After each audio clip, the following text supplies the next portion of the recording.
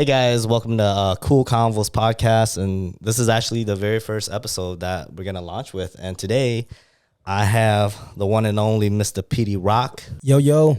Yeah, so let me just give a really quick intro here. So MrPeteyRock has over 15 plus years in the music and entertainment industry.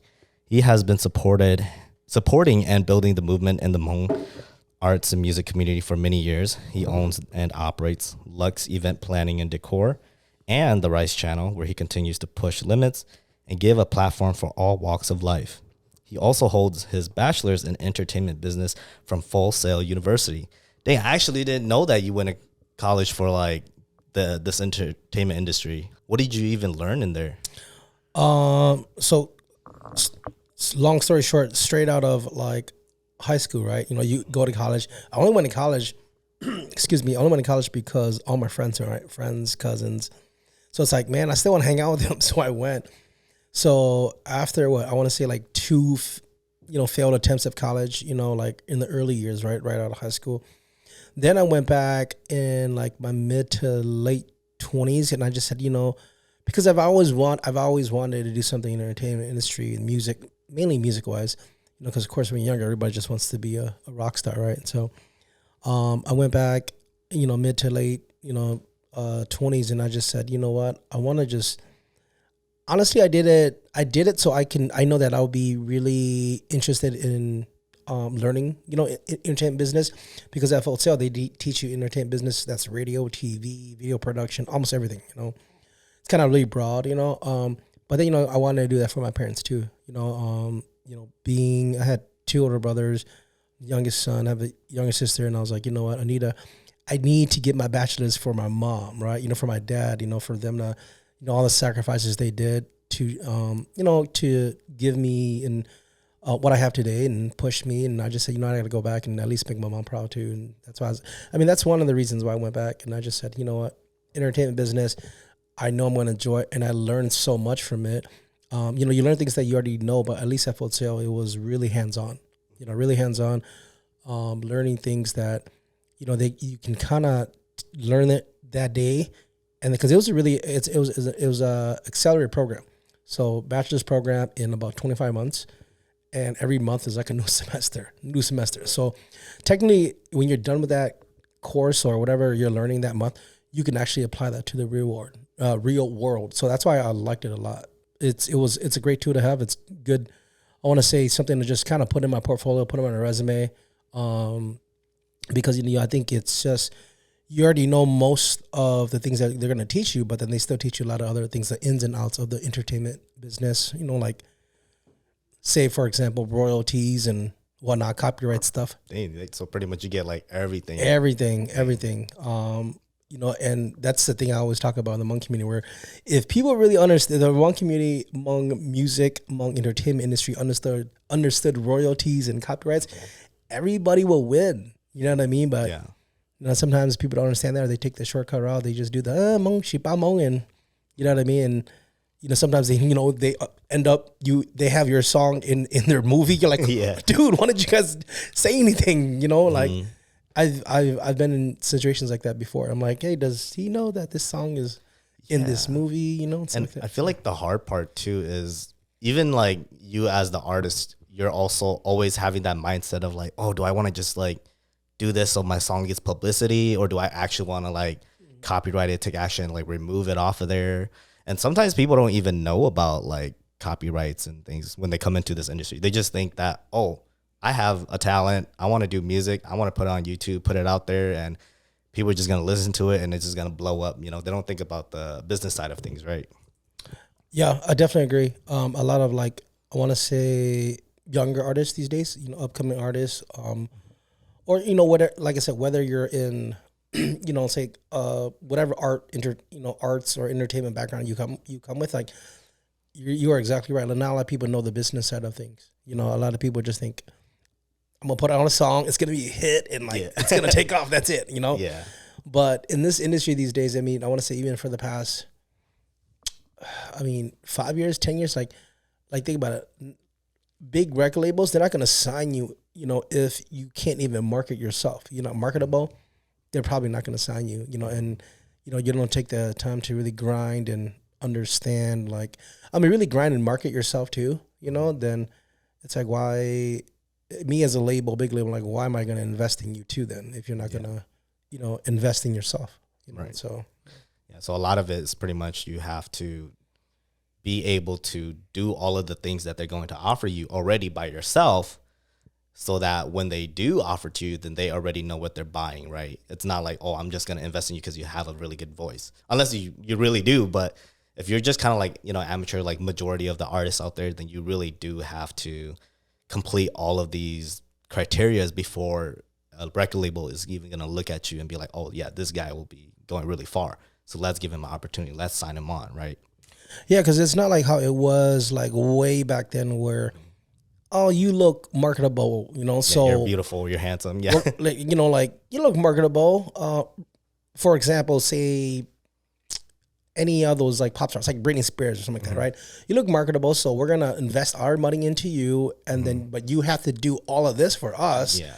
And a lot of the artists, they make a lot of money, but think about the record labels, they make more money because they own all the copyrights, all the masters of music, and that's a whole another conversation. But back then, they can look at a product. They look at a product and they just say, you know what, you're marketable, so you're gonna record all these songs for us. Yeah. We're gonna do all the videos and photo shoots, and you have to do all these things for us too. And then we'll just try to bank on you. And if you're bankable every year, marketable every year, we're gonna keep signing you, and you get like 5%. Yeah. Say like, oh yeah, so and so made 20 mil that year, but man, that record label made a lot more. They made like 100 mil. So. Yeah, a lot more but the thing is, they front all that money, and you don't have to do anything. You just have to do what they say. You show up to record and do concerts for them, and you know what I mean. So it's crazy. Much live, I guess, the good life, right? While they do all the behind the scene work. Yeah. So I mean, that's why I'm saying, like, it's different now. Like, they want to see that, oh, you have followers, you're doing shows, you're gigging, you're like at least investing in yourself.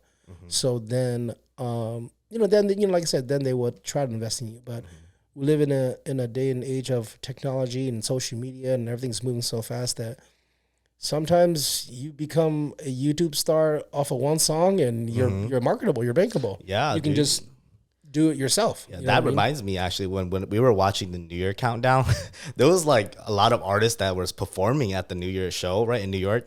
And a lot of us were like, who the heck are these artists, until there was a certain spot in the song that came on, and you're like, oh, okay, I know that song. That's on TikTok. Or, they become so popular with just one song, and it's literally just one section of the song too. Yep. And a lot of it comes from TikTok, like, yeah, lots of the songs came from there, and the artists, we don't even know, they literally just performed that one song that everybody knows, and that's it. No, I agree. I think it's about, because like we live in a day and age of people are banking and marketing and selling attention, right? And another word for it is influencers, right? Yep. But really, because they have the intention of so-and-so, right? Say, I have the intention of 10 million followers, 100,000 followers. But businesses, they see that, and that's the niche marketing or market that they want to market to. So really, that's why they pay, the influencer, or like that one artist that, that we don't know, we know one song from, that much money, or we want you here to perform, because it's attention. You know what I mean? So sometimes people, it's relevant trends. Yeah, it is, but they just don't have that following, right? They that just one hit song. Yeah, that one hit song, or maybe they can be super, like, I love like really raw talent, stuff like when you were walking, say, not so much here in the Twin Cities, but when you're out of town, say when you're in Vegas or Louisiana or Florida, whatever you are, New York, you'll see like street talent, like musicians, they're talented as hell, right? Yeah. And I'm like, dang, why isn't this person signed? Or like, or you look at social media, and like, all these people are so talented, but why are they not signed? Or like, how come they don't have more following and stuff like that? But, some people have it, and, some people don't. And sometimes big companies look at someone and just say, hey, okay, you're marketable. You know what I mean? So, and, like I said, sometimes it's just opportunity, like I always say, sometimes these younger up and coming artists or the younger generation, you just got to seize every opportunity that you can, and sometimes, people are about, well, I ain't getting paid, so I ain't doing it, right? But you have to look at yourself as a business, as, like, is this a good marketing, decision? Or if I say no to all these gigs, how am I going to get other gigs? Because sometimes, you do like 3, 4, 5, 10 free gigs, but you get that one gig that pays you. You know what I mean? Or you do all these, you don't want to do those free gigs, but those free gigs has 500 to 1,000 people plus. You should be doing those gigs if you're an upcoming artist for free, because it's a give or take kind of, I want to say industry. It's like you're part of your grind where you're just trying to just put your name out there, put your music out there. And, I think that's, like I said, some advice to these younger artists these days, or any artist these days, that they feel like they should be paid for every single gig, But I'm like, nah, man, like, because I grew up I did a bunch of free shows, and I was just happy if there was like, oh man, 20 people came, you know what I mean? Like, dude, I was happy as heck, you know what I mean? So, and, like I said, so sometimes people just gotta have to, pick and choose, but seize every opportunity that, you don't know what the next move is gonna be if you take this gig or whatnot, so you have to seize every moment. Yeah, and I agree. That's definitely what I had to go through too, because I'm also an artist too. And man, for the longest, because I've been doing this music stuff for like 10 plus years, and every single year is like, okay, yeah, this is the year. I don't know what it's gonna be, but this is the year. I'm gonna take every single opportunity that comes, and I do. I performed at the soccer tournament before, the Freedom Festivals and chat and all these other opportunities, but yet, the music just doesn't get there, or at least meets my expectations, until one random day, one random year, one random song that just blows up out of nowhere, and now everybody's like trying to book me, and it's like, dang, now I gotta pick and choose, because now it's like, oh man, y'all picking, or like you guys are trying to reserve me when I'm like now getting busy with my other life too, so it's kind of definitely a balance, and just kind of have to put yourself out there. You never know when the possibilities are gonna happen. Sometimes I say a lot of artists are just lucky, because there's a lot of talented artists out there that I know that aren't even as big as some other artists, And I'm like, what, dude? I know people that can hella sing, but they're not even like 1,000 subscribers yet, So, and it's crazy, because I've also been to events or like big festivals or performances where some artists that only have like 2,000 subscribers, they be up on the stage and like performing really, really well, looking like they're top artists out there. They got background dancers, they got performances, they can dance and they can sing. And I'm just like, wow, yeah, like there's a big talent out there that sometimes you just have to be lucky for audience to find you and listen to you and really follow you, right? Yeah, because you never know who's listening, who's watching. You know what I mean? So that's why I say, if you take a free gig here, or even if it's a paid gig, maybe there's a promoter in the crowd, a record label in the crowd.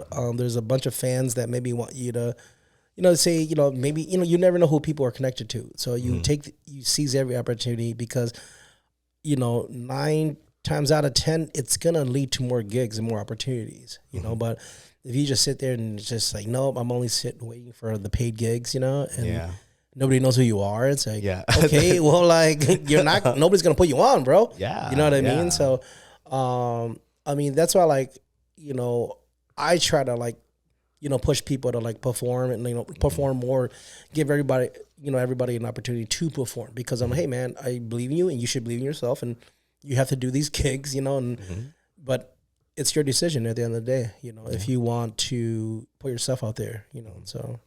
Yeah, actually, so we're going to change the topic a little bit, because I had a few questions here, because I'm actually very interested about this question. Okay. Yeah, and the question is, when and how was the Rice Channel created?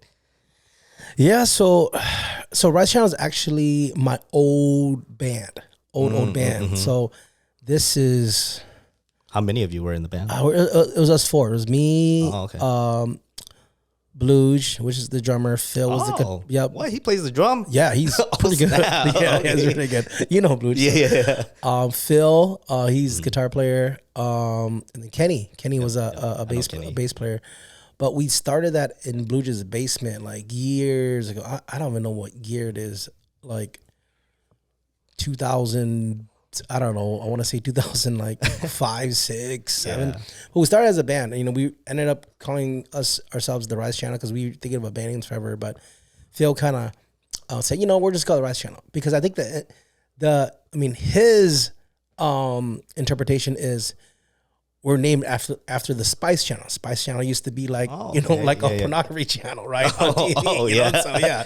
Oh, damn, I did not know that. But yeah. okay. So if people look Google the Spice Channel, what it is, it will give you the whole history. And that's where the inspo came from. Yeah. So like, but I think Phil, he's funny. So, but I think really the intent, and we've always been intentional about saying that we're Hmong, we're Asian, because I think to have that, I want to say, authenticity and like to kind of just share the world that hey because at the time nobody there was a lot of bands and people did a lot of covers and we grew up in the rock era, but we did a lot of originals of just like kind of like punk rock to rock and stuff like that, and we only had maybe 3-4 Hmong songs, but we played almost anywhere everywhere, as in like a lot of colleges, because a lot of Asia clubs and they will book us.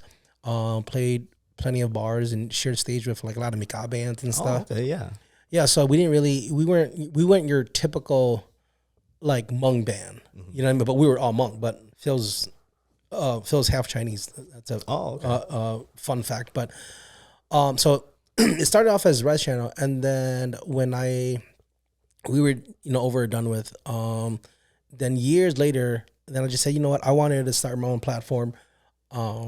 Whether it was practically a podcast to start with, right? Podcast, video podcast, but really a platform for, it's mainly the Hmong community, Asian community, kind of like to give us a platform of let's just be who we are, and you can still share what you want to share, be who you are. You don't have to, because, Asian community, we're so passive, so like, oh, I can't say that. Like, hell no. I'm like, say what you want to say, but own it. You know what I mean? Yeah. I mean, that's why I started that podcast, and I wanted to give a platform for anyone, your average Joe to your, a big time artist, singer, to a doctor, lawyer, to, like I said, to just the average, Joe or, or Jane Doe, you know what I mean? So I wanted, because I feel like in the Hmong community, we look at, say, we're so passive and so conservative that like, oh, we can't say that, or we can't do that, it's taboo, or it's bad, you can't do that in the Hmong culture, right, But yeah, you look at any other Asian culture, you look at any other Asian podcast or non-Asian podcast, and we applaud them for being so real and so true, and they just talk with swear words and whatever. Like me, I had excuse me, over time, I had to like control my profanity, because I talk with profanity, it was so natural, so, but over time doing more content, I'm like, man, I can't say that the F word all the time. But the thing is, that's just, we're just like anybody else, out there. But the thing is, like, we were so in the Hmong culture, we're so conservative and so passive and so like, oh, I can't say that. I'm like, nah, man, I want to provide a platform where we're saying the same thing as other non-Asian podcasts or other Asian podcasts, because it's kind of like we have the same platform, we have the same voice, like we have the same opportunities. Just create something where it's real and it's raw, and like be yourself. You know what I mean? You don't have to come here and like bring your customer service voice on and oh hi, like hello. Oh hi, my name is MrPeteyRock, and I do everything by the book. Like hell no, nobody does that shit. And sometimes these conversations that are like so taboo stuff, I feel like these conversations are the conversations we need to have, and we just so used to not voicing that because we're, passive, like you said. But I think that sometimes we do need to voice it, and maybe we're the ones to start that voice so that other people that are going through it, other victims, can also come into that conversation as well too. Because I've had a conversation with someone I know about like just the things that women go through as being a wife or a nya, right? Like, or just as a divorcee, right? Like they got divorced and stuff. Like a lot of them, because this person they were talking about, they were like, man, like I wish there was other people out here talking about it so I can at least find somebody that I can relate to, or that I can talk to them about what I should do to help cope or to just move on. And I don't think there's a lot of people that talk about that conversation. And so whether it's that conversation or any other conversation, I think it is very important for us to just say what we want to say so that it opens doors for other people to say what they want to say, you know? Yeah, and I totally agree. And you know, like I said, whether that's you know, especially in our Hmong culture, you know, I mean, I honestly think, you know, women are more outspoken than men, right? In our Hmong culture, you know, they say what they want to say, you know, and you know, they support each other, right? As in, like, I mean, you know, we all support each other, but I think they're more supportive of each other. Say, excuse me, the conversation that needs to be had, but nobody really talks about is like kind of like a men's mental health, right? Yeah, of like, what the hell are we doing, guys? Like, we should be supporting each other, and like, you know, and that means in like, you know, supporting you as in like, hey, you're a good, you know, husband, brother, uncle, you know, everything, or a good partner, right? But and you know, we know that there's so many issues in our Hmong culture with, you know, Hmong men and stuff like that. But like that's a conversation that I feel like we don't have and we need to have, you know, with the right individuals, so other people, like you said, can talk about it. And like, you know, because, you know, I think there's a small handful of people that are outspoken about it, but it's not talked about like in where it's normal, you know, where where I feel like it needs to be talked about. But like me and some of my buddies, we all say like, but y'all ain't ready for that conversation. You know what I mean? So like, you know what I mean? So, because when you really do want to keep it real, then, because, you know, like I said, you know, majority, especially among guys, you know, they're just gonna like, they're gonna troll, you know, they're just gonna troll. Oh man, so-and-so. Nothing. Yeah, it's nothing, you know, but the thing is, they don't understand that that's always been the problem. You know what I mean? Of like, you just overlook it, you know, and like, oh, it's you know, of course it's a mental health thing, but I don't think we take our mental health seriously. You know? So, I mean, and that's why we have the issues that we have, and nobody wants to have that real conversation about it, you know, because they're still scared of what other people would say. You know what I mean? It's true, you know, because even sometimes some people don't even go to their own family to talk about it, you know, and then who do they really talk to, you know? Yeah. So it is very hard for just anybody to open up, especially Hmong men, to just open up, especially amongst other Hmong men, you know, like their friends or even their family members. It's like, how do we open up without getting judged, you know? And I think that maybe it is to the other people around you too. Like maybe they are feeling the same way and they don't want to say it or they don't want to admit it because they don't want to also get judged for that too. Yeah, because we're always going to be thinking that, well, I'm going to be judged and people are just going to say I'm weak. Yeah. Right? Like, because, you know, in the Hmong culture, hey, you're a guy, man up. You know what I mean? Yeah. Just like any other culture, you know what I mean? But I want to say in our culture, I think that's what we get a lot. I think that's why it's a conversation that needs to be had. And maybe that's a conversation you can have, you know, we can always circle back or, you know, have the right people in the room. Because, you know, like I said, you know, we're not doctors or like, you know, we're not experts on it, but at least we're willing to have the conversation about it. And I want to say majority of Hmong men are in this community, we're not, it's not that we're not ready for it. I think it's just nobody talks about it. So it's like, when you talk about it, people are going to think, oh, man, you weak, man. You should be doing this and man up. Then when you man up and like they say, then, oh, everybody thinks they're toxic now. You're like, what do you mean? Yeah. You're like, what the hell? Like, you told me to man up and now I'm toxic and it's all toxic. Like, there's no right answer. Yeah, you know? You fit the typical toxic masculinity thing. You know what I mean? So it's like, dude, like, what the heck? I'm just trying to like be real. You know what I mean? And then it's kind of like, you know, sometimes, like I said, you know, we live in a day and age where like people don't want to hear the truth. People just want to, you know, people rather just believe in fake things or lies or like, you know, they bend the truth and stuff like that. You know what I mean? So, for sure, yeah. I mean, that's how it's been, you know, like, with this industry, the entertainment industry, right? You know what I mean? So, you know, you look at, say, an artist to an influencer, like they get more likes off like fake things than say somebody like that posts something really real. You know what I mean? Yeah. And you get less likes and love, and then you tell people, we live in a society where people tell you that man up, or like, you know what I mean? Like, because like I said, I think everybody is trying to they like what's real, but at the same time they want to run away from their own lives and their own truth. Sometimes sometimes you just need a little bit of, whether that's laughter or like you don't want to hear the real truth. You're always kind of running away from it some way somehow. But it goes back to it's like a mental health kind of issue thing. You know what I mean? So circling back a little bit to the Rice Channel. So when did it kind of shifted a little bit for you from the band to now kind of just you and promoting events and creating events? I think I really started the Rice Channel. The band was over and done with years, right? Maybe even, I don't know, I want to say even almost a decade. I'm not even sure, but I think just like 3-4 years ago, maybe 4 years ago, maybe, that I just said, it was kind of like right before the pandemic. I just said, man, the Twin Cities, they don't have anything, because after the club scene kind of died out, because, in the club scene, I used to like, host a lot of parties too, as in like MC a lot of parties and stuff like that.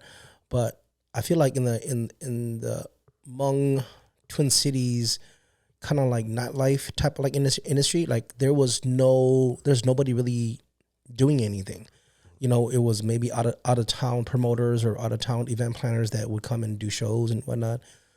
So I just said, I need to just start a platform for us to, whether that's a podcast, whether that's a platform of doing shows. And, we went the route of, I remember like a few years ago, maybe 3-4 years ago, like I think it was right before the pandemic, right out of the pandemic, there were so many concerts, Hmong concerts, right? Because I know plenty of my buddies getting booked, and it's like, dude, this is the third time you're booked this month in this state. You know what I mean? Yeah. So there was a lot of concerts, and like nothing against concerts. I just said, I want to go the route of let me just bring back music, right? As in like, I used to just clubbing, hanging out. Yeah, hanging out. Like I want to come have a drink and just dance and just vibe with my friends and my family. And I wanted to do that. So I just said, good thing I still have, the DJs that are still with me now, like, Yecon, VX, and Flowgas, and Bobby V. And I said, guys, let's just start kind of like a movement and build a culture where like people can just come and like just DJ music, just have fun. We're not in a club anymore, but we're at, event halls and other like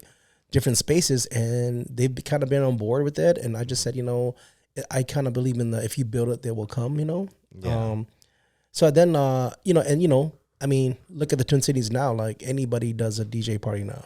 You know what I mean? So anybody and everyone can do a DJ party. And then, at least, when you start that movement, then other people kind of say, hey, we want to do it. And sometimes people ask me like, well, how do you feel about this group, whether that's in town or out of town, as in like a promoters group, event planning group? I'm like, I'm all for it because it really builds a good community. It builds a nightlife or a vibe of, and, like I said, sometimes we do concerts so we can, pay these artists. So I'm glad that people are doing it because it just builds a good community like of nightlife. Like there's something to go to do, something to go to, Yeah. Like tonight I have an event. This weekend Saturday I have an event. So like, and the thing is I didn't want to do it on the basis of like I wanted to do it just like I didn't want to do it just like once a month, once every 2 months. Yeah. So the establishments that I work with, I just said, if we do something, I really want to have it where it's a weekly thing or at least a twice a month thing, because to build, off of my brand and to build something that's bigger, and for the community, you have to build something that's consistent, right? So the more consistent you are, then people will come out. At least they know that I'm there. They know that, it could just be like a random Thursday or something. Yeah, random Thursday. There's nothing to do. Oh, right. Yeah. Rice Channel has the exactly. So there's always something to do. So building that culture, like I said, for example, building that culture at Unison, building that culture at Hmong House of just kind of like, hey, it's DJ parties and like just come and have fun, Yeah. Sometimes we have performers and come enjoy ourselves. Yeah. And you look at it, 2-3 years from now, like, and you look at it in today's world, like right now at this time, it's like, Unison has their own parties, or like people go there and do the same parties. Like people come to my house do the same parties, and I'm all for it. Yeah. Like I said, I don't look at it as in like, oh man, I hate that group, I hate this group. Like, no, man, I'm all for it because it builds a community of like, because I always grew up in, and I always think like there's room for everybody at the table if they're there with good intentions. You know what I mean? So, I mean, I like it now. Like, like I said, everybody, there's other production groups out there, and which is good. It's good for the community, because, there's, but I mean, it only sucks if you're like 18, 19, 20, can't come to events. Yeah, maybe that's the next thing, right? Doing 18 plus events. I used to, man. I don't make the calls, man. People are so mad when like, hey, how come your party's not like 18 plus anymore? I'm like, dude, I don't make the calls. I'm like, it's the establishment. It's like, I don't own the place. I can't do anything about it, bro. Like, sorry. So was it hard to kind of get all of that established, like at the event centers, like doing partnerships and be like, hey, like we'll bring the crowd. We just need the space and stuff. Like, how was it setting all of that up? And even with the DJs too, like with V and them too. I think it was more, I mean, everything is a grind, right? Because me, I don't really have anybody else that, like I don't really have a team.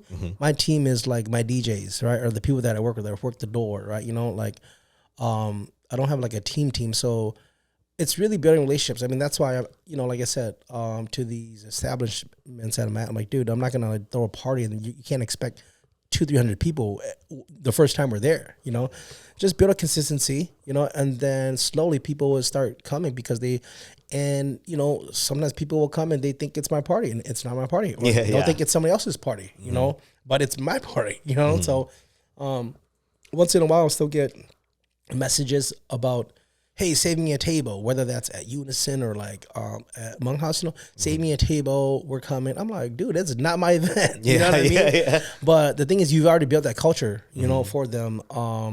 And, at least people go out and still support, Hmong-owned businesses, local businesses, which is good. So which is really it keeps them running, and it's kind of like a full circle, right? It keeps them running. It keeps you guys going back, doing more events there. It keeps us as the consumers happy. This is a full circle for everybody, right? Yeah. Because like I said, I think before that, before the pandemic, even like 2-3 years before that, I think they feel like there was nothing going on. It's just like, let's just go to the bar. That's it. You know what I mean? Let's go to the bar. There's a DJ party here and there once in a while, but it wasn't consistent, right? Like I was like, you know what? Let's just build something where I can build a nightlife and build a culture in the Twin Cities where like, hey, anybody can come out to. We have something for everyone. Whether that's music, whether that's live music, live artists, or whether that's karaoke, whatever it was. So I wanted to just do something that we have something for everyone. So what has been your kind of like highlight of doing a lot of these events since it started? I think the beautiful thing about doing these events is you see the culture grow. Like I always talk to my DJs and I just said, hey man, like it's beautiful that you guys have been with me this long because we've seen our following grow, but we see the community grow. We see other production groups that, have been in the Twin Cities that's grown, that has helped grow the community. It's really nice to work with artists, artists like yourself. It's artists like, I always say like, hey, artists, but I look at you guys like friends, right? You know what I mean? So I know a lot of people, hey, Pete, get this artist, get that. I'm like, yeah. I'm like, yeah, these are just my friends. You know what I mean? So, it's been really nice to, say work with like, artists like, you're like Channing, David, Surprise. Cause, right at the pandemic, there was like, what do? We can't do anything. It was limited, and, even, you build this culture, bringing in other artists, right? Like, it was nice to throw a going away party for Win. It was nice to bring China back into the Hmong community, take him around, like, little things like that, Nice to bring Lin and China Dai to the Hmong community, you know what I mean? So I think it's just like kind of like building that culture and watching it grow. And, like me, I'm not here to like, I've never been about like, bragging about what things I do and stuff like that. It's just like, I just really let my events kind of like, speak for itself. But at the same time, it's kind of like, hey man, it's like, hey, if you like it, you support it. If you don't, then don't come. It's okay. You know what I mean? Like you don't have to, that's like me to tell, that's one of my annoying things. Like I get so annoyed of like other people, they don't go to it, but they complain like crazy about every little thing. It's like, dude, you're not even going to it. Don't, or like, or I hate it, when they go eat at a place, they complain like crazy. They already paid for it. You know what I mean? It's like, come on, man. Like you can't even win. And And sometimes those type of people, you know, they just really, I don't know, they kind of destroy like, you know, that vibe or that business. And it's like, dude, we don't need to hear your 2 cents. You don't even have to go in the first place. Yeah, exactly. Or like I said, made a post like a few weeks ago. Like, I hate it where people go and eat at an expensive place. They pay for it, but they complain about how expensive it was. I'm like, you know what you were getting yourself into. Yeah, did you just randomly walk in? You were there for a whole hour and you ate, or 2 hours you ate, your whole family, and you complain about how much it was. Like, come on, man. Yeah. Like, and you see the menu before you even purchase the food. So I agree. Those are the people where I'm like, dude, what the heck? Or, you know, the people that complain about going to an event, but they never go. They just complain like, well, why would I spend $10 here or $100 here? Yeah. And, you know, they have every little thing to say. And sometimes, you know, sometimes I always try to take, you know, constructive, you know, criticism and, you know, to make my events better. But I'm like, you know what? Look, you do an event and I will come support it. You know what I mean? Like, you know, because, you know, there's a big thing of like supporting and then just being a hater. You know what I mean? So sometimes I'm just kind of like, you know, and, you know, of course, sometimes most of these people that talk like this is, I don't even like go back and forth with people online that are like, have like fake accounts anymore. I'm like, I don't want to spend the energy. I'm like, you know what? Yeah, this is a fake account, ghost account. I'm not even going to talk to you. yeah. They're just doing that to hide behind screens, you know, to say what they want to say, but not actually like be the face of it, you know? Yeah. And I'm like, dude, like if you really feel that way, dude or girl, whoever it is, like if you feel that way about my events or everything I do, like just like show yourself and we can talk about it. Or like, I'd be like, okay, I'll probably take your criticism and like make my events better, you know, or like some way make it better, maybe make it cheaper, make it more expensive. I'll be like, hey man, here's 2 tickets, come. Here's a table, come enjoy yourself, you know, like I don't know. Like it's like, what did you need for you to be able to come? Instead of like hate on it. You know, but you know, me, I don't even deal with that. It's nice that, you know, I don't think, you know, there's always haters, but I don't think I have like haters much, you know, like there's just those fake ghost accounts, you know what I mean, that people are like, and I'm like, dude, man, you could be anything in the world, but you want to be fake and like voice your opinion, like just voice your opinion to me, bro, like it's okay. You know what I mean? I mean, I think that's kind of like where the route of social media has gone to, where now people are just using social media to like either bash or hate on each other now, you know, without actually showing their faces and like being genuine about what they're saying. They're kind of just like saying it just to say it, probably just to make the other person feel some type of way, you know. So it's no longer meaningful, right? No, and talking about that too, since we're kind of on this topic, so what has been the thing you hate the most about the industry that you're in right now? If there is. No, I mean, I'm trying to think things that I hate. At least most, right? I don't think there's a lot of things that I hate about the things I do in the industry, because I think I come into this industry like expecting failure already, you know, expecting all the flaws, all the pros and cons, because I look at the situation, I'm like, you know, hey, you put yourself in this situation, you wanted to do this, so practically kind of like suck it up, shut up, and do it. You know what I mean? And those days are like, you know, if I'm not motivated to do stuff, you know, but you know, like, but I do it in a way where like I'm not here to like, you know, you don't get into this type of like industry to make money. You know, you do it because you're passionate about it, right? You want to build a culture for the community. You want to support these artists. You want to like, you know, put the next artist on. You know, you want. So you come in this industry. There's not a lot of stuff I hate about it. I think the only thing that I think the things I do that like some people, like I've talked to some people that come to my events and they just said, you know, some people that come early or some people that are my friends or even distant friends, they just said, dang, you know, like, and the only thing that, like I say, like sometimes I'm like, dang, I wish I had help, but I tell myself to suck it up is just, it's setting up, tearing down. It's like, cause I'm the only one to do it. You know what I mean? Or like majority of the time I'm the only one to do it. Or if it's my small team, we do it, but majority of the time, it's, you know, I do it. I'm setting up the tables. I'm pulling the chairs together. I'm trying to make sure like everything is, cause you know, I have a perception or like a perspective or like a goal of how I want the evening to look like, you know? But I think it's really flattering and humbling, and when people do see that, like, hey P, man, I know you grind and you put on the show and da da da, and then those are the type of people who are like, it means so much to me that it just helps me. It's weird in life. Like sometimes you find yourself like, not as motivated, not in a good place, but you hear those people's stories and you hear their thanks, and it just it gives you a whole lift, and it just kind of like keeps you going, right? Yeah, it's like that's the reason why I do it. You know what I mean? So and like I said, that's the reason why we do like I do like, probably 70, 80 events a year. You know what I mean? And if you have to think about like your consistent nights of DJ nights and, then you do other weekends and stuff like that. So, that's why we do what we do. That's why I didn't want to do like I'm here for one time a month. It's like, I'd rather be here, as much as like, I practically own this place here. Come out. You know what I mean? That's why everybody keeps thinking it's just your event. Yeah, it's like, hey, it's your event. Like, no, it's not my event. If you don't see my logo, I always say that. Like, I may pose it. If you don't see my logo on the flyer, it is not my event, guys. But that's why it helps motivate me. But there's not a lot to dislike. You know what I mean? So because me, I always look at the positive side of things. I'm like, dude, like.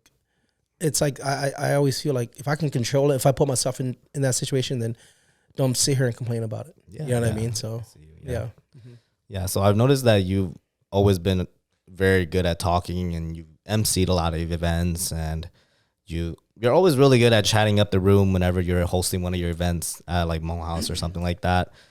So have you always been a talkative person, or you kind of just developed it over time? I'm gonna be honest with you, Jack.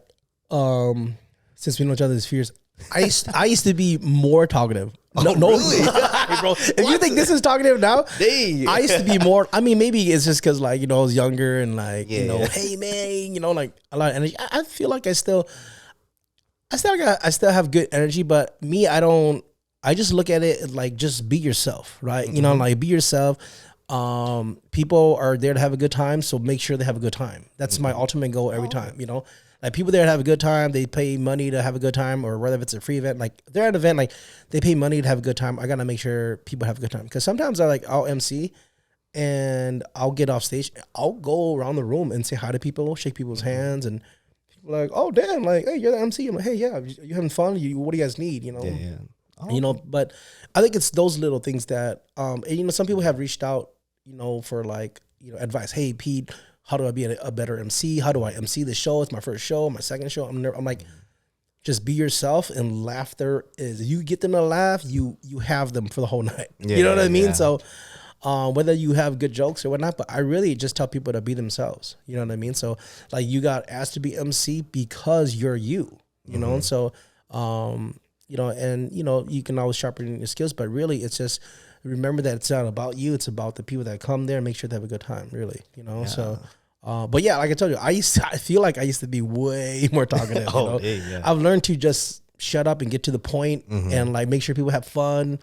And that's really it. But I used to be like way more talkative, but there's still, other events that like sometimes I'm really hesitant to do is, like I'm still really hesitant to do like weddings, right?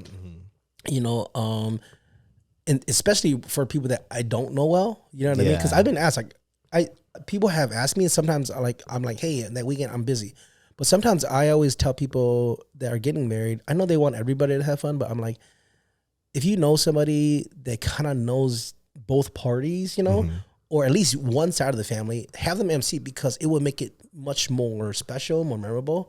But I know that you want everybody just to have fun, and you just need an MC. Like then that's fine. But because I feel like weddings is like when sometimes it's funny that I'm still nervous about, because it's so intimate and so private, and it's so like I can't. What do I even say? I know, because I can't really be myself. I know. I can't be like, hey, mother, y'all got married. You know what I mean? Like, can't just be myself, have fun. So you got to be like really formal sometimes. But I guess it's different for every wedding. But yeah, that's when weddings still make me kind of nervous. But is there something you like do beforehand to help you prepare for that, or no? I think you kind of just suck it up, let's go. It's like MCing's kind of being like because with the TheRiceChannel, the original band, I was a singer anyway, so the front man. So I would still get butterflies and get nervous of like going on stage sometimes, but I always told myself like just be yourself, But sometimes when I really get butterflies, I think really I do like push-ups before I go on stage. Oh, really? So you have to get down because you get the blood pumping, right? Yeah, I mean, of course you have liquid courage. You know what I mean? Yeah. So yep, that always helps. Yeah, but then really it's like push-ups of like to get all these butterflies out, or like you do a few I want to say like a few screams. I'm like let's go, baby, let's go. It's almost like sports, right? Hyping yourself up, and after that, it's just I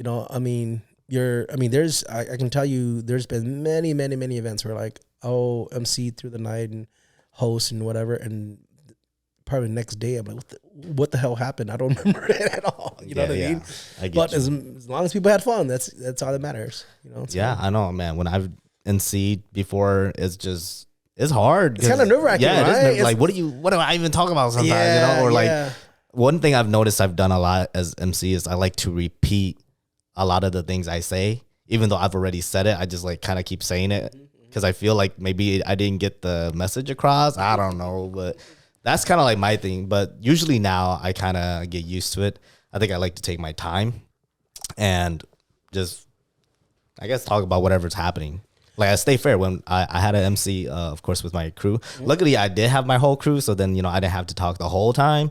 But even then, it's what do we do to connect with the crowd? Because we see you guys, like you and Dunes, are like just doing your thing, and it just works, and I'm like, what the heck? Like y'all just make it look so natural. So it's always been a kind of a struggle for me to just do what you guys do. Like, how do you just go up there and just be you, but the crowd enjoys it, because sometimes I feel like I'm not even funny, I'm just there, Dude, I feel the same way at certain events. I'm like, dang, nobody's laughing, I don't have people's attention. And sometimes it's really like you said, sometimes I just have to tell myself to slow down, talk a little slower, because I'm thinking to myself, man, half these people probably don't understand me. I talk too fast. You know what I mean? Yeah.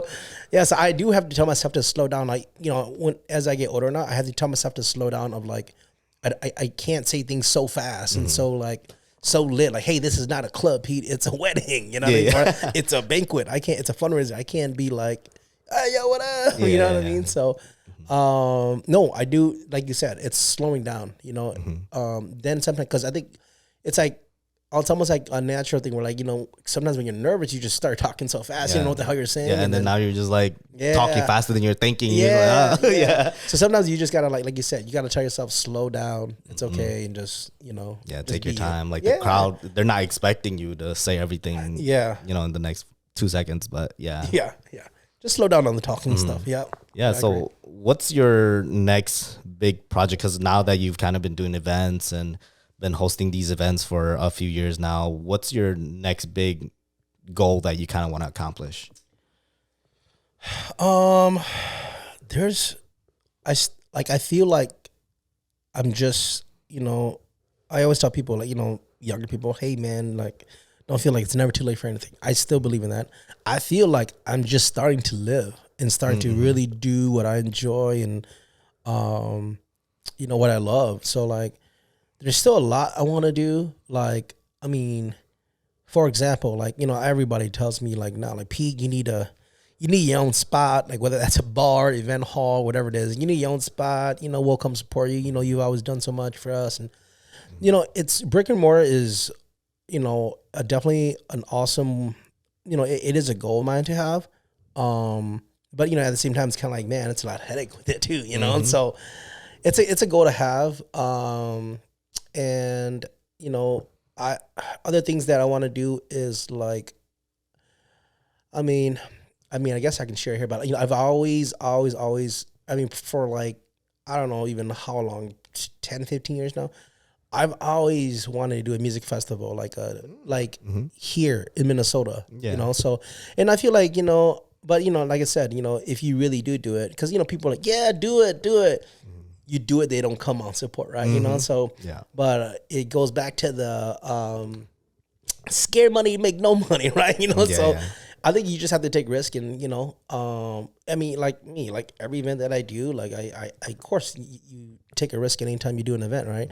Because you don't know who the heck's gonna show up. You're just hoping that like, hey, it's good for the community, and I hope I break even. That's it. You know what I mean? So, and my thing is like, a big music festival. I mean, I know I do like Hmong Saturday, but that's just like, I mean, it's a big thing, right? It's nice that, Hmong Saturday, we have a day at the state fair, because of Tujer, and we have shared that together for a long time. But I want to do something where it's more like, on its own, right? Its own separate entity. Practically like, think about like kind of like Hmong Saturday, but like on its own separate entity. Yeah, right? You know what I mean? Yeah, and I think a lot of people would come, just knowing how much people already come to the Minnesota Hmong Day, right? Yeah, but it goes back to like, oh man, the ticket's like $200. Yeah. Like people like, I like, come on, man. Yeah. It's like we know you guys spend more money at like EDC or something. Yeah. That's like a night out with like your girls or your guys. Like, buy 2 rounds and it's already like 150. Yeah, that's $250 already, $300. So, I think those are things that I have set in my mind. People always say, do it. But I'm like, dude, it just takes so much planning. But people don't understand that. Does take a lot of planning. It takes a big team, and it takes, because the thing is, if I do something, I don't want to do it I don't half-ass it. You know what I mean? I don't want to. And then like it's gonna take a lot of money, and take a lot of like, that I want to say, a lot of people are like, in the right position. So like then you try to do it correctly, you try to do it big, and. Hopefully it's something that we have, down the road in Minnesota. And I think there's been a lot of talks in the community where people want to do one, but they never do it. So it's like me, like I want to do it, I never do it, but it just takes so much. Yeah, I've heard a lot of people saying that too, that they want a Hmong music festival. I know we used to have one in I think Cali or something. HMF. But yeah, I think definitely we can do a big one now. I don't know where it could be, maybe Cali or here. And some ideas I've even thought of too to express to whoever's going to do it or promote it, to try to bring overseas artists. I think that's such a big win every time. Like when Win and Ho came, every event they went to sold out. When Licon came, it all sold out. I think if we brought a lot of them over, and we could do a big Hmong music festival, and not just, local artists, but we have international artists.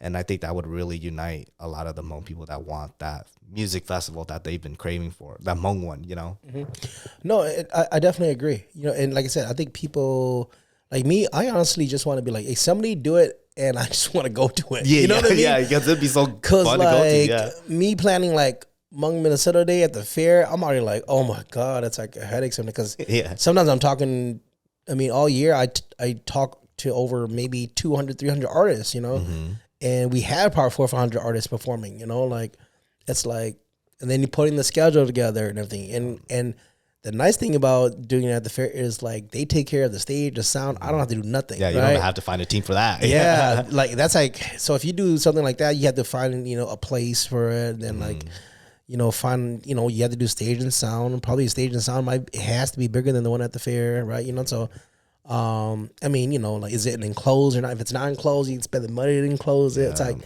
it's a lot of money, and it's a lot of like manpower, but it can be done. I think it's just, I think it's, like I said, I hope somebody does one, but, I think, being in this industry this long, the Twin Cities here too, I feel like I just need to do one, right? Or like I want to do one, but I want to do it I want to do it like where it's a yearly thing. Once a year, it's always here, here you come, I think it'd be really fun, so. What is the biggest tip you're going to give to somebody trying to get into this industry that you're in? I mean, like I tell anybody, like really be yourself. It's going to be a few tips, but really be yourself. But really do it because you love it, Don't do it because you love it, and like how they always say, find something you love to do and try to get paid for it some way somehow. Because I always said, if I want to make a bunch of money and stuff like that, I would have stayed in sales and insurance and whatever. But working freely like this, I have my own schedule. I can do I can go to any meeting that I want. I can go say, hey, like I can go, Jack, let's go to Florida. You probably like, yeah, I'm free. Let's go. Right. Yeah. We can work on the road. Right. So, but really just do your homework, as in like, do your research, do your research. So then you can understand the marketing and the promoting and, to put that on paper and put that to real life. You know what I mean? So really do the research, because like I said, like anybody, like us, we kind of had to learn everything ourselves, right? You know what I mean? Wasn't here to really teach us, you know what I mean? So, and like I say research as in like, yeah, find a mentor or find somebody that, that's willing to help you, or you live in the world of like Google and YouTube, you know what I mean? Technology, so like, I'm like, man, if I had a YouTube back then, like, and Google, like I still use, like anybody still uses YouTube and Google to, I still use that for like, how do I fix this? You know what I mean? Me too. I do that all the time. And how do I troubleshoot this? You know what I mean? So I still do that, but I think my advice for people that want to get into this industry, like really do your research, and be yourself. You have to grind, because you are the representation of your own brand, your own company. So practically you have to be your own CEO. Your marketing department, promoting department, hiring department, you're the janitor. You have to do everything, willing to be doing everything to just grow your brand. You know what I mean? And to just, like I said, you don't do this to, make a bunch of money. You want to just make a bunch of money and be financially free and whatever it is, then stick to your 9 to 5, or, find something that will make you a lot of money. Right. But if you do it because, you have if you can see yourself doing this, I want to say for at least the next 10 years, then yeah, get into it, grind and like learn and do your homework and research. Because the thing about this is research is you got to research your market too. What's your target market? What are you trying to do? What's your goal? Like you have to, what's your objective? Like what you have to think about all those before you kind of put things out, So, I mean, that's why like sometimes, like I say, like sometimes people get burnt out or people only do, and nothing against doing like 3-4 events a year. You know what I mean? Like me, I'm like, man, if I can do just 1 or 2 big events a year, I'm cool with that too. You know what I mean? Like if I can do a Hmong music festival 1 year and like every year I just plan for that, like I do that. I hope that's maybe the goal in the future. But yeah, man, just be yourself, because like I always say, why be anybody else? Why be fake? Just be yourself, man. Like if it's not it's not a chair for you at the table, dude, bring one. Yeah. Stand in the room, be at the table. Yeah, you know what I mean? Like value yourself, like, and like I said, don't ever like discredit your work or let people devalue. If you feel like you have a lot of value and it's for you to walk and not be somewhere else, man, it's okay. Go somewhere else, do it somewhere else. Yeah. Because more than likely in the end, they're going to be doing the same thing you're doing, or they're going to be like asking you back for help. You know what I mean? So, and I think that's, and that's what I always kind of just told myself to stay true to that. And I don't look at myself where like I'm successful, or like, oh man, yeah, you done this and done that. I just look at that as like, I'm just getting started. I want to do so much more. You know what I mean? So, cause you get a lot of love, and I appreciate a lot of love and like the messages and people that come to my events or like see me just at the bar or like see me at gatherings and say, hey P, man, love what you're doing. Keep doing what you're doing. Cause if you don't do that, we have nowhere to go. And, like it's cool you brought this person, this artist. And, I appreciate it a lot, but, I just feel like I said, I feel like I'm just starting to live and just starting to do what I really want to do. Cause like I said, I feel like it's never too late to start anything, do anything, you know what I mean? Because the moment you think that, oh, it's too late for that, it's too, I'm too old for that, or it's too late to do this, and that, then you just lose out on so much opportunity, because like anything, you understand, best too, Jack. It's taking that leap of faith, right? Yeah, it is. Because really, if you never do, you're always gonna think about it. And I thought about it for a long time. You know what I mean? So I was always scared. You know, I was like, man, how am I gonna pay the bills if I do this? How am I gonna do that? But I think like, you know, once you kind of start to build that and build a clientele or do that, as in like, you know, do your research, do your homework, you can always do it part-time, keep your 9 to 5. But when you really want to do it, as in like, you know what, I think I can do it. And, you know, whether you have things, you know, money saved up, or you think that, you know, you're going to out-grind everyone, in which should be your mindset. You know, I'm going to out-grind. I'm going to grind as much as I can. And, you know, whether and you can't think about like, the only thing you should think about is like, how do I pay the bills? That's it, right? Yeah. And that should help you grind. You know what I mean? Like, how do I pay the bills? If I don't, I have nowhere to live. My phone won't be on. I can't do this. So if you think about that stuff, that will motivate you the hell to, you know, take every opportunity that you can, you know. But, you know, like I said, you know, just be yourself and do your homework and, you know, just seize every opportunity, because a lot of people, they don't take these opportunities, you know. And sometimes I'll give people opportunities to do things too, and they don't. I'm like, okay, like I don't look at them like I ain't giving you any more. But I mean, there's some people that I'm like that, but Yeah. But like, you know, me, sometimes I'm like, hey, there's an opportunity to do this. You know, I would, you know, I'm not forcing you to do it, but I'm choosing you because I think that you're a good fit for it. And if you don't want to, then it's fine. You know what I mean?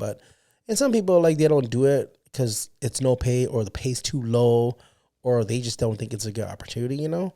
And they just say no. And then sometimes they just I feel like sometimes they just miss out on life, or they miss out just because if you take this opportunity, it's going to lead to probably 10, 15 more. You know what I mean? So seize every opportunity, you know? If you're scared about it, but it makes sense, take it. You know what I mean? Do it, you know? So, because, you know, like anything in life, the only thing, you only change if it makes you kind of uncomfortable and it's a challenge and you overcome it. You're like, oh, dang, I didn't think I was able to do that. You know what I mean? So, you know, like I said, in the end, be yourself, you know, value yourself, and, you know, really do your research of what you want to do, and then, you know, put that research into real life, and then, you know, go make it happen, you know, because a lot of people will talk, but they don't make it happen, you know. Like, I've always been that way, like, I want to do this, I want to do that.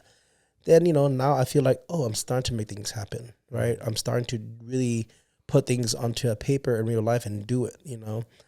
But like I said, I feel like all the things I've done is super small, you know what I mean? So, because you always got to be uncomfortable, never be satisfied, right? Of like the things that you do, you know, because that's how I am. I would think if I always been that way, like even though, like, it's like sports, playing sports, and I'm like, yeah, man, I know I'm pretty good at my position, but I'm like, nah, there's always room to grow, there's always room to learn. If you put that into your personal business life or professional life, you always gotta have room to grow, always adapt, because, you know, sometimes if you don't, you're dead in the water, you know what I mean? So always grow, and, like, you know, always try to keep learning, you know what I mean? So, but yeah, I think that's the main thing. I think so. Be yourself. Oh, man. Yeah, I appreciate it. Well, thanks, man. Yeah. Thank you so much for coming on to my podcast. Again, this is MrPeteyRock from TheRiceChannel. You can follow him on Facebook, and you have an Instagram? Yeah. So Instagram, you can look me up on Instagram, Facebook. I'm more, you know, active on Facebook, but just look me up, MrPeteyRock, or look up TheRiceChannel. So if you're able to find me. Yeah, and there you go. And, you know, MrPeteyRock, again, has been in the business here for a long time. And so this has been an amazing conversation. And I've learned a lot about you so that I've never even knew about you, you know. So it's really amazing. Yeah, man. Thanks for having me, man. Hey, thanks for having me on the show. You know, hey, I think this podcast, it's going to be really fun, man. I'm excited to watch this podcast and watch the future podcast, man. So I'm excited, you know, whenever you need, or if you want to chop it up anytime, hey, feel free to hit me up. Awesome. Yeah, gotcha. Appreciate it.